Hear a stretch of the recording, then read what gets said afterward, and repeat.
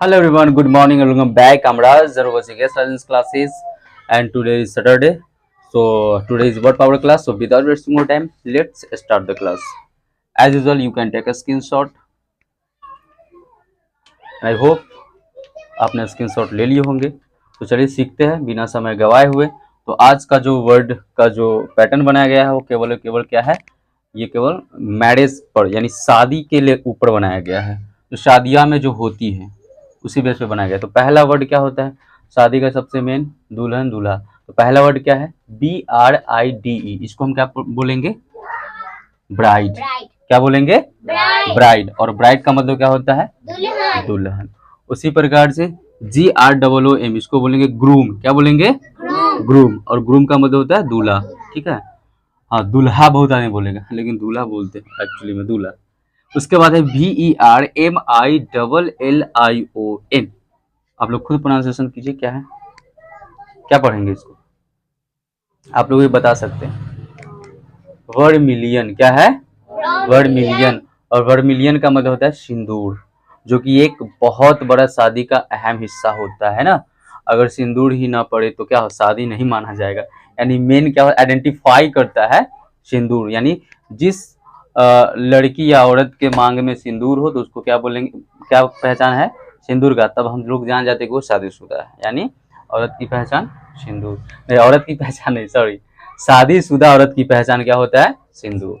हाँ, और एक चैप्टर है 9th में पढ़े होंगे, धर्म युद्ध पढ़े हैं।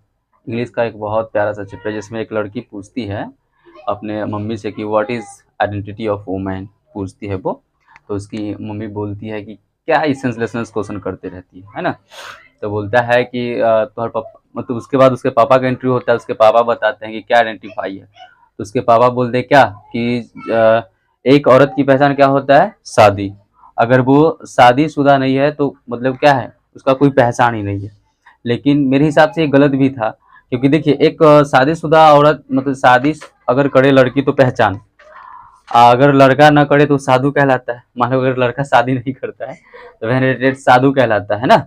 अगर वही एक लड़की नहीं कहलाए, शादी नहीं करे तो उसको लोग क्या कहता है, ए भागिन है, ऐसे है वैसे, बहुत तरह के बात अफवाह वगैरह उठा देता है। तो ये कहीं ना कहीं हमारे समाज में ये गलत चीज है। जिस प्रकार से अगर लड़का शादी नहीं किया तो एक संत हुआ, तो उसी प्रकार से एक लड़की नहीं किया तो वो भी संत कहलाएगी, सीधी सी बात है।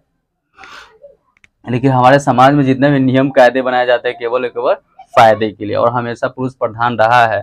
तो पुरुष हमेशा फायदे के लिए नियम कानून बनाते रहते हैं, जबकि लड़की का भी इक्वल होना चाहिए। बट अब वैसा नहीं है, एजुकेटेड हो रहा है लोग, अपना इक्वलिटी अपना राइट पहचान में आ रहा है। अब देख रहे हैं हर लड़की पढ़ाई कर रही है, पायलट बन रही है ना, सेना में भर्ती हो रही है, डॉक्टर है। मतलब अब वो सिस्टम खत्म है। यही है कि एक एजुकेटेड और एक अनएजुकेटेड में क्या अंतर होता है। चलिए, तो एजुकेटेड होना काफी जरूरी होता है। पहले हम क्या बोलिए, वर्ड मिलियन है, ठीक है। उसके बाद सेकेंड वर्ड क्या है, नेक्स्ट वर्ड सॉरी, MATRIMONY, इसको क्या बोलेंगे, मणिमन, मैट्रीमोनी। क्या है, मैट्री, हाँ मैट्रीमोनी। और मैट्रीमोनी मतलब क्या होता है, विवाह। क्या होता है, विवाह होता है। और इसी को हम बोलते हैं मैरिज, मैरिज बोलते हैं ना। और मैरिज का मतलब क्या होता है, शादी, शादी। अनमैरिज मतलब जिसका शादी ना हो उसको अनमैरिज बोलते, अनमैरिड बोलते हैं। और सॉरी, मैरिड मतलब शादीशुदा, अनमैरिड मतलब जिसका शादी ना हो उसको बोलते हैं। ठीक है। नेक्स्ट क्या है, TRADITION, इसको क्या बोलेंगे, आय, क्या बोलेंगे, ट्रेडिशन। क्या है, ट्रेडिशन। और ट्रेडिशन का मतलब क्या होता है, परंपरा। जो भी शादी होता है हमारे रीति रिवाज परंपरा से होते हुए होता है शादी। अगर परंपरा का वर्ड नहीं पता है तो आप याद कर लेंगे, ट्रेडिशन मतलब परंपरा। चलिए नेक्स्ट क्या है, CEREMONY, इसको क्या बोलेंगे, आय, कथी, क्या है, केरमनी नहीं, शेयर मनी है। क्या है, शेयर मनी। शेयर मनी मतलब होता है, नहीं सुने होंगे कि आज उसका शेयर मनी है, शादी का शेयर मनी है, या फिर उसका रिंग शेयर मनी है, बोलते हैं ना। तो शेयर मनी मतलब क्या होता है, समारोह। समारोह किसी बर्थडे का हो सकता है पार्टी, या फिर शादी का सालगिरह हो सकता है, होता है ना, पार्टी करते हैं। रिंग पहनावल होता है अंगूठी, तो उसको भी सेरेमनी बोलते हैं, रिंग सेरेमनी बोलते हैं, है ना। हाँ सेरेमनी पढ़ रही है। नेक्स्ट है हमारा PROCESSION, इसको क्या बोलिएगा। हाँ एकदम सही पकड़े, प्रोसेशन। और प्रोसेशन का मतलब क्या होता है, बारात। बारात किसको बोलते हैं, बारात किसको बोलते हैं, तो शादी में जो जाता है भोज खाने, स्पेशल भोज खाने, औलाद खाने, है ना। देखिए बरतिया का लक्षण होता है, मारपीट उखाड़िए देता है, तो वो सब बरतिया हो गया, प्रोसेशन। चलिए नेक्स्ट क्या है, FAREWELL, इसको क्या बोलिएगा, फेयरवेल। और फेयरवेल का मतलब क्या होता है, विदाई। जब लड़की का विदाई होता है उसको हम लोग फेयरवेल बोलेंगे। और फेयरवेल मतलब लड़की का ही विदाई नहीं, वो विदाई कहने का मतलब जैसे कि जैसे यहाँ पे क्लास कर रहे हैं आप, और आप लोग का विदाई होगा ना भाई के 12th के बाद, तो वो फेयरवेल पार्टी जैसे होता है कि फेयरवेल पार्टी यानी विदाई का पार्टी होता है।